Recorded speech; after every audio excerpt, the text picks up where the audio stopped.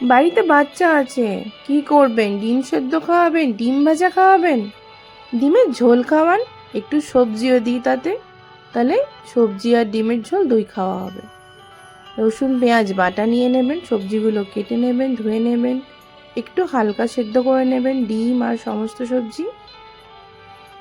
লোহার পাত্রে তেল গরম করবেন। লোহার পাত্রে খাবার রান্না করা বাচ্চাদের জন্য খুব ভালো, তাতে আয়রনটা ওদের খাবারে মিশে যায়। সব সবজি ডিম ভেজে তুলবেন হালকা করে, অল্প তেলে, চেষ্টা করবেন কম তেলে রান্না করার।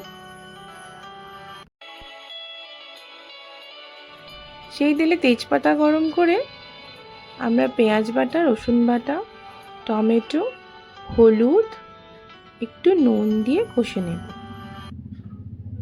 কষে নেওয়ার পরে জিরে গুঁড়ো, ধনে গুঁড়ো আর একটু সামান্য জল দিয়ে কষে নেব।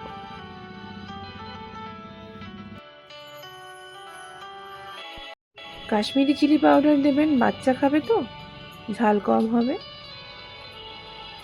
জল দিয়ে ফুটিয়ে নেবেন মশলাটা, দিয়ে সমস্ত সবজি ডিম দিয়ে ভালো করে ফুটিয়ে নেবেন।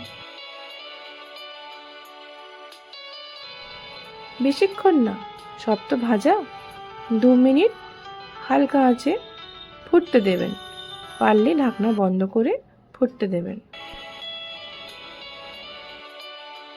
2 মিনিট ফুটলেই ডিমের ঝোল রেডি। এতে ক্যাপসিকামের গন্ধটা ভীষণ ভালো লাগে, গরম মশলা দেওয়ার কোনো প্রয়োজন নেই। দেখবেন আপনার বাচ্চা একটু বেশি ভাত খাচ্ছে।